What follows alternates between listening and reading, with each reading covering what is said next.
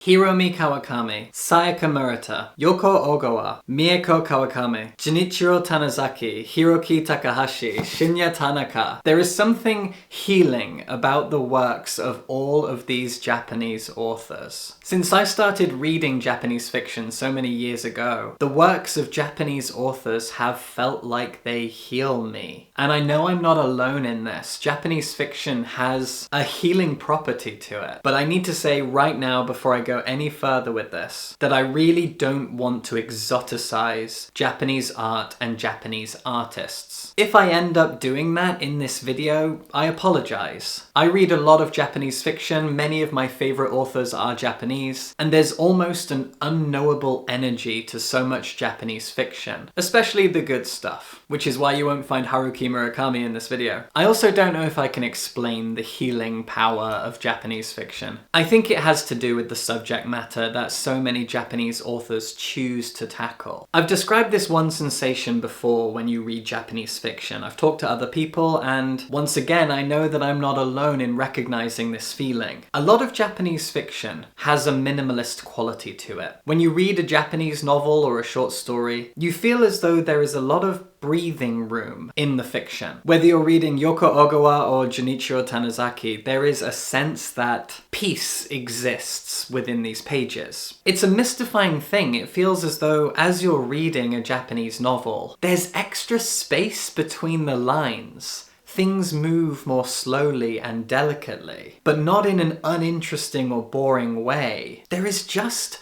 extra breath. I feel like there is more oxygen in the air when I read a lot of Japanese fiction. Again, not all of it. And not so much genre fiction if I read Japanese horror or Japanese fantasy stories. But when the stories are about now, about people, about life, there is a sense that they offer you more air, more room to breathe.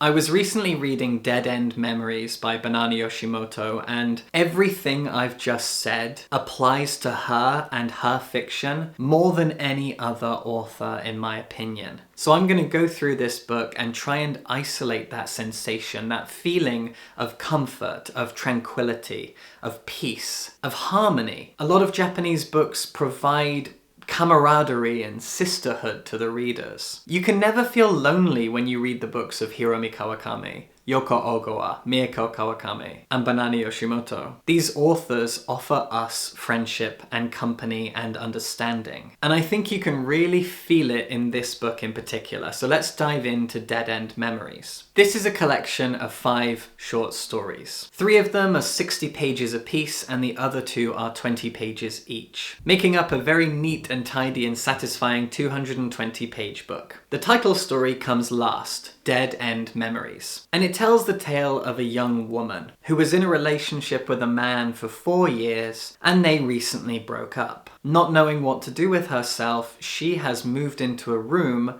above a bar that her uncle owns. And working at that bar is a young man. The two of them strike up conversation and eventually form a nice enough friendship. They are pleasant to each other, they kind of become friends. And there's no sexual or romantic component to their relationship. You could read that into it a little bit, especially at the end of the story, which I won't discuss. But most of all, it's a story about hope and about moving forward and about different kinds of love. A lot of the stories in here have a self-love sensation to them. And in this one, this young woman is finding a way to move forward, to carve a path into the future. And the relationship that she finds, the friendship that she finds with this young bartender, helps her kind of get there. He offers her conversation and companionship and even does a kind of audacious favor for her at one point. The kindness of a stranger turned friend changes how she feels about life and the future. It reminded me that for a lot of us, companionship can be so much. Recently, I rewatched the Disney film The Princess and the Frog, where the protagonist's father always had a dream of opening opening his own restaurant, and he ended up dying during a war, and she is trying to live that dream for him and for herself, for the whole family. And she has to come to realize that he had something better than the restaurant. He had family and community. He had a loving wife, a loving daughter, and he made food for their friends and neighbors. Community was what mattered. And this story kind of reminded me of that. For so many of us, we might not get the exact dream that we had. That dream might be fame and fortune. It might be to travel the world. It might be to get our dream job, whatever it is. But sometimes the bigger things, the more satisfying things, are simply connections between people. When someone does something for you, to help you,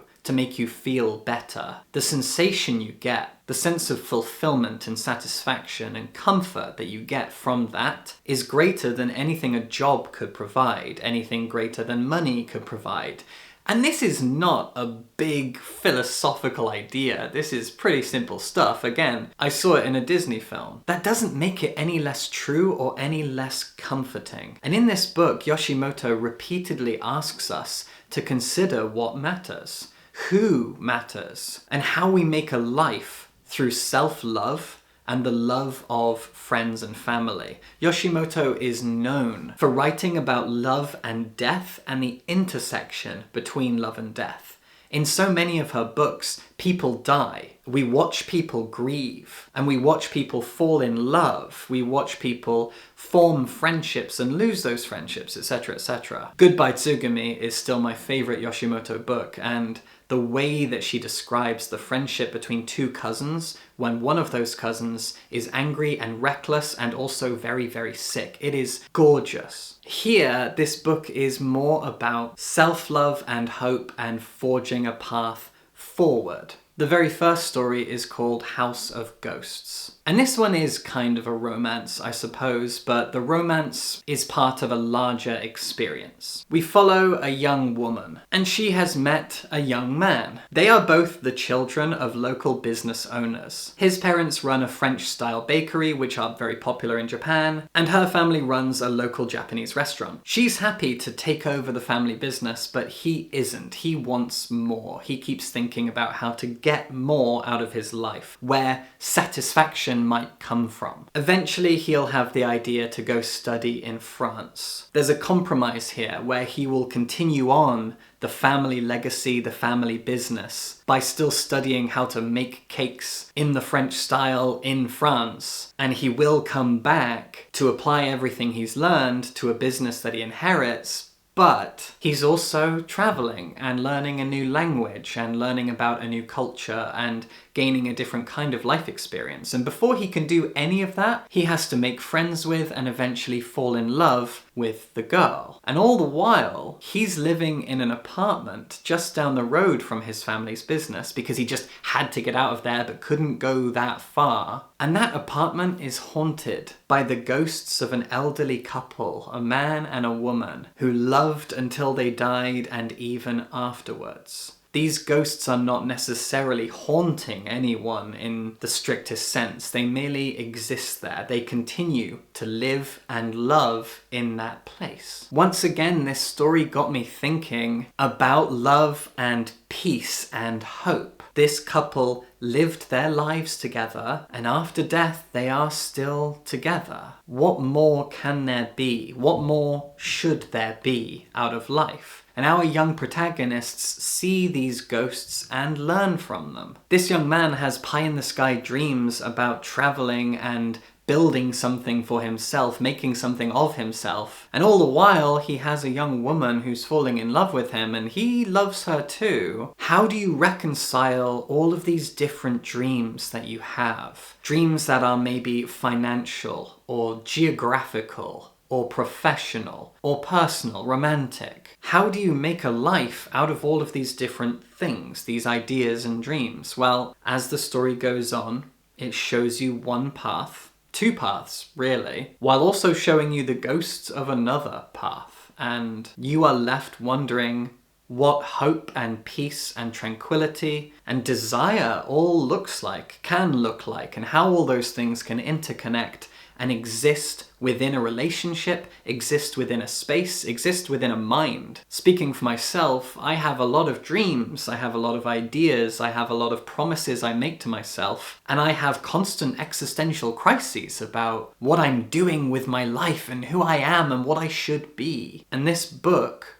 as so many Japanese books tend to do, asks me very politely to just take a breath and consider what I have, consider what's around me, consider what's important, what matters, what will make me happy and content, etc., etc. Once again, that's what you get with the works of Banana Yoshimoto. So many Japanese authors are so great at doing this. In The Housekeeper and the Professor by Yoko Ogawa, we are shown a relationship that is built on love but not romance. It is very much a love story, but not a story of romantic love. In Breasts and Eggs, one of my favourite novels of all time by Miyako Kawakami, we are asked to consider a woman's role and what can make a woman happy in such a patriarchal society. You have a young girl who hates the fact that she's going through puberty, and puberty means certain things, certain expectations get placed on her. Meanwhile, her mother is having a crisis about getting old and losing her beauty. And her daughter is furious about that because she doesn't see things that way. Why should I care about my beauty? And neither of these women are the protagonist. The protagonist is the mother's sister, who later on in the novel wants a child but doesn't want a man. She wants to find a way to feel fulfilled as a mother, as a woman, without men being involved at all. These stories show us paths to happiness that are not conventional, and they all involve love, whether that be self-love and self-satisfaction, or love of an entirely different sort, camaraderie and community and family of a different sort. And even the weirder Japanese fiction asks us to consider these things. People from My Neighborhood by Hiromi Kawakami is a tiny little collection set in a single neighborhood where everything's a little bit weird. Everyone is a little bit weird. It's all kind of Lynchian. This is a Twin Peaks kind of a world, where these people are building connections. There's a reason that all the stories in here are interconnected. Characters jump up again and again throughout the stories, and we see the love and the friendships, and a lot more besides. Convenience Store Woman is another favourite novel of mine, and it's about someone trying to find a way to live and survive in some kind of satisfaction in a world she cannot understand. She is a neurodiverse woman living in a terrifying world. A world of expectations, a world of busyness and noise, and she needs to just live and be at peace, and she knows how to do it if only other people would just leave her, let her be, understand that she has happiness and fulfillment as she wants and understands it. It's very touching. And there is something so healing in reading these stories and being reminded of the diversity within happiness, within love, within hope, and how we perceive time, what our pasts and our futures are, have been, will be, can be, should be. I often feel healed by these kinds of stories, and I hope you do too. I'm so grateful to these authors. In particular, because I just read Dead End Memories, I'm feeling particularly grateful to Banana Yoshimoto. She is wonderful. She continues to be wonderful. So thank you to all of these Japanese authors. And thank you for watching. Subscribe for books.